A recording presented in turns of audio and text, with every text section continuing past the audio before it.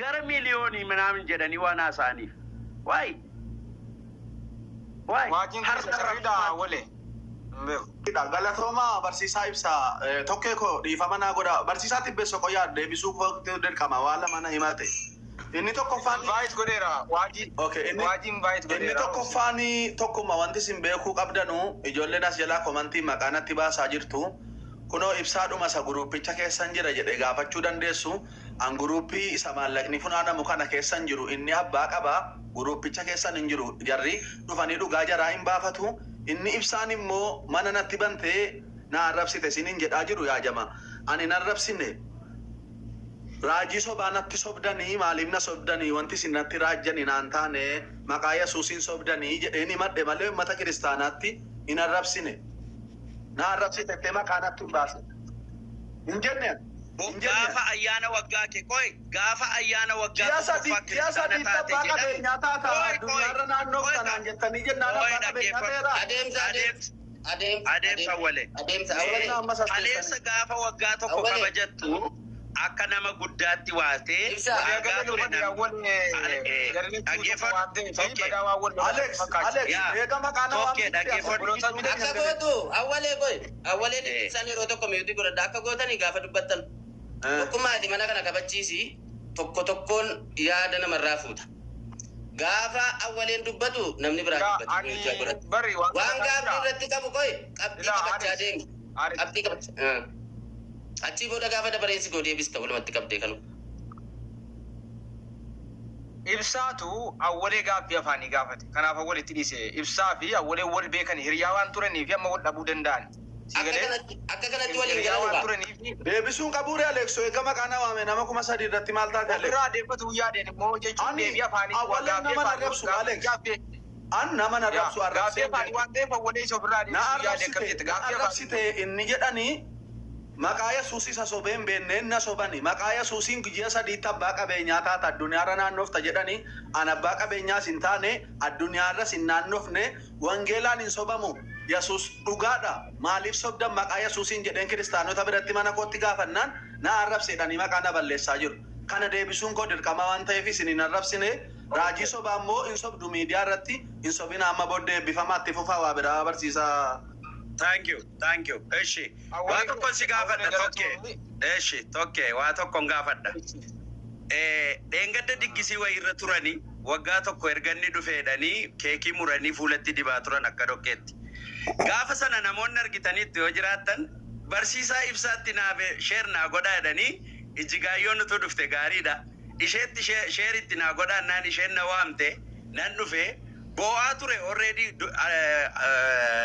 argitanitti viidiyoo wariillee Abu Muwaaz hojjeteera. Viidiyoo sanarratti boo'aa ture taa'e natti dubbate na wajjin gatii guddaa kaffalee jedhee boo'aa ture. Viidiyoon isaa jira dhugaa dubbachuudhaaf viidiyoo ettan.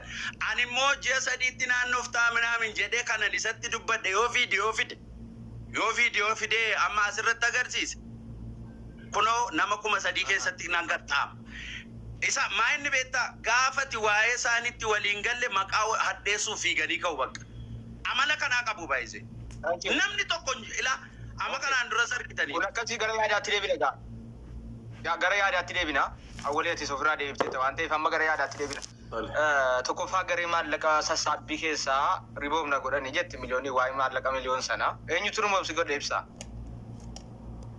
Koree wayii qondaa'ee waasaappiitiin akka gallu godhame. Ani keessan turre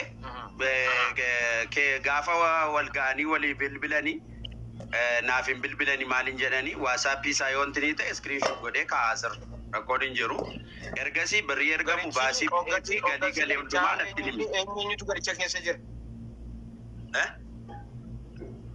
Garichatti keessaa baafamte sana keessa hooggansisaa yookaan kan fuudhee deemaa ture jechuun namni tokko jajjabaatee fuudhee deema keessatti dubbatee nama kakaasaa. Eenyudha dura uumaan kan keessatti? Admiinii jechuudha.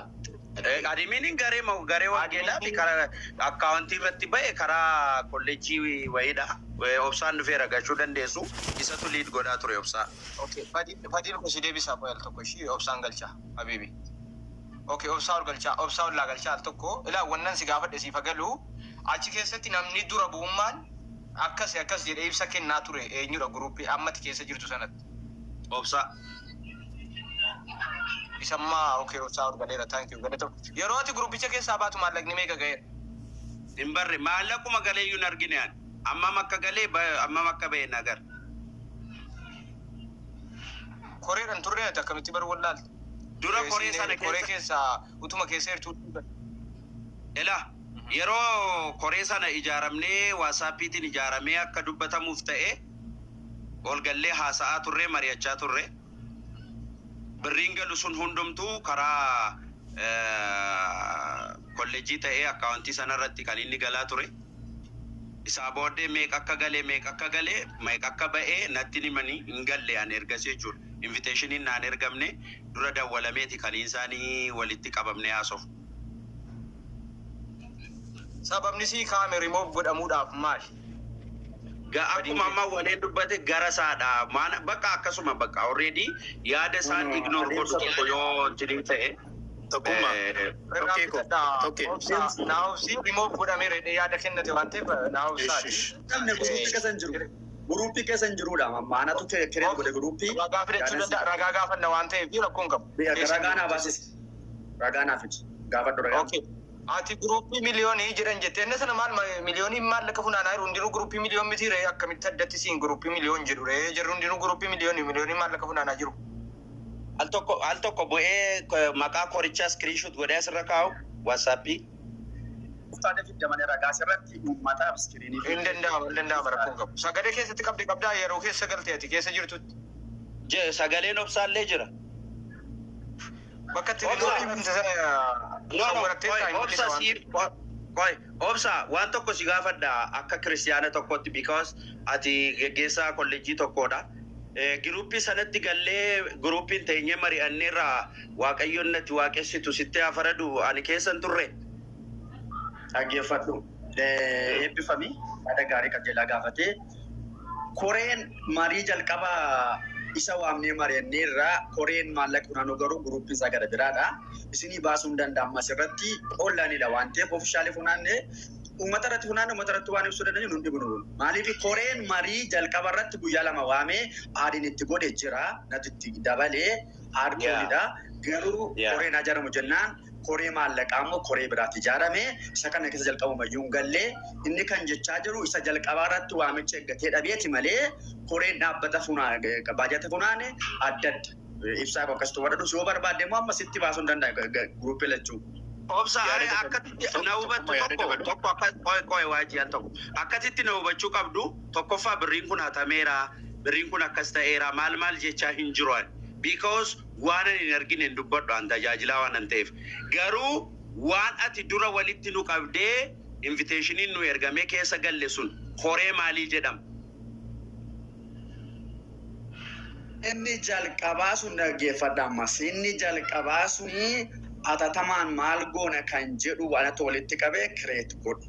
Sana booda gargaarsa taasise namu jennaani koreen garee wangeelaa koree qaba waan ta'eef kan itti dabalanne Abdallaan ala kan ta'e guutuun ala kan ta'e nama 3 nama 4 wayaalaa nama 5 alaa fudhannee ibsaa garuu garee isa jalqabaa keessaa garee biraatu kireet ta'e malee garee lamaadha jechuudha. Isuma dhugumaa ta'uu barbaade isin agarsiisa ibsa. Inni jalqabaa garee marii. Maalidha gareen inni jalqabaa sun maqaansaa maaliif walitti qabame? Jalqaba maal goona waan jedhuuf walitti sin qabne tokko. Malee ankoree sana booda sassaabamuu sanaa miti jechuudha. Kan birrii miti. Yeeyyen miti. Kunoo kanuma kan hin beeku tokkummaa. No kanuma kan hin beeku laa. Gaaffii tokkitti si gaafadhee sirraatti buradhee waajjillee dabaree kenna. Akkati yaadutti maallaqni kun waliin dhaameera moo akka yaada sammuu keetiitti fakkeenyaaf wal dhibdeen uumameera koree isa kan keessaa is baafamteetta maallaqni funaaname kun wal dhaheera jetteen shakkii qabdaa akka keetti ibsa. Jechuun noormaal ta'u isa beektu sana miti ilma namaa waan taateef waa hin xiinxaltaa akka shakkiitti isin ilaalta akka ilma namaatti si gaaffee kana jechuudha. Ani already waan tokko kaasaa ture guyyaa awwaleeni maal kaasee yotte namoonni waadaa galanii hundumti isaanii hin galchine waan ta'eef sobduu taaneerraa jechaa ture. Akka sanaatti yoo furanne already dhugaa ta'uu danda'a. Garuu immoo akkuma nama asirra taa'ee dhaggeeffataa turretti akka waadaatti yoo ta'e akka namoonni waadaa galanitti yoo ta'e birriin achi mucaa kanaaf ergame ga'aa miti akka waadaatti yoo ta'e. Garummaa waanan akka namaa tokkotti istimeet godhu yoo jiraate namni waadaa galee hundumtuu birrii sana hin galchine taanaan dhuguma immoo amma sila obboleettiin tokko $200 waadaa galeen mana korratti gubannaa wayiisu ta'e Beeruutiin jira abiddi wayii keessaa booda aniyyuu waan waadaa gale sana keessaa birrii gimmaasha hin galchine jette. So akka namni keenya bakka gaafa simmeetiin ka'ee waan intinii godhuu fi birriin kun akka kottiin cabarbarama jedhee hin yaadu gama kootiin garuu keessa namaa immoo Waaqayyotu beeka. Ishee ibsaanumatti darbina waajii miuziraa kaafattee waan dabaleedhaa turte waan dabalattu jiraate ibsaanumatti darbina waajii sii kennine waan haasoftu yoo jiraate sirraa fuunee kaanee ibsaatti deebina. Galatooma sagaleen qulqulluudha tokkummaa. Yaa sirriitti jira yaa. Okay, hunduma keessaniif nageenya baay'atu.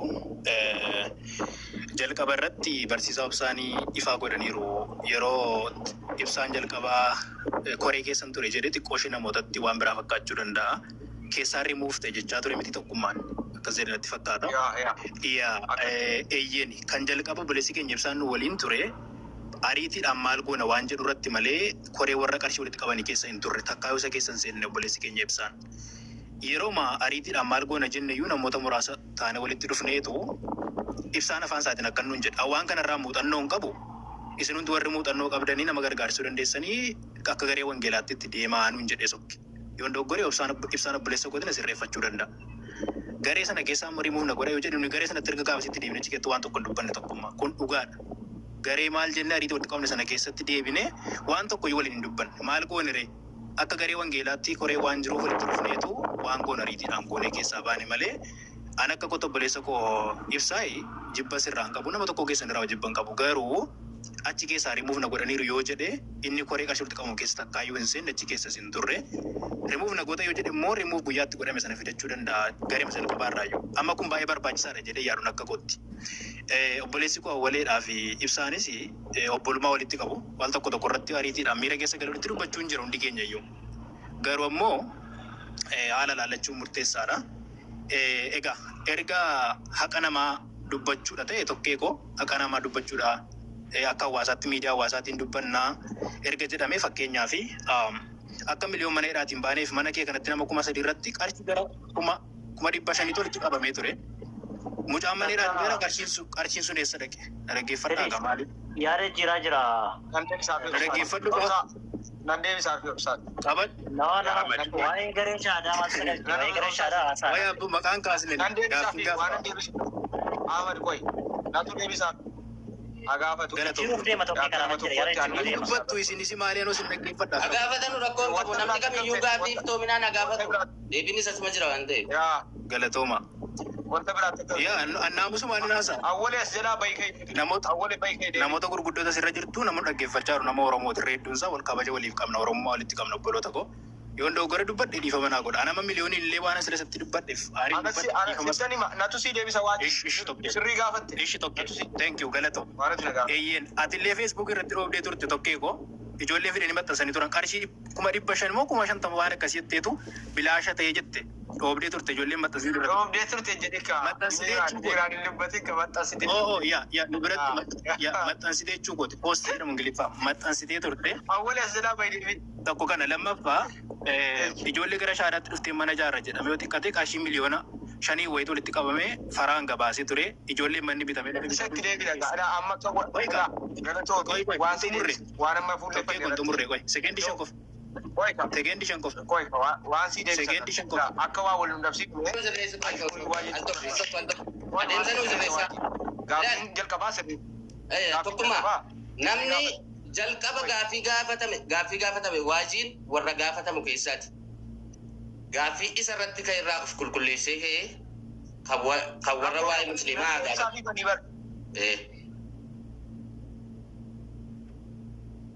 Isaanan deebisa.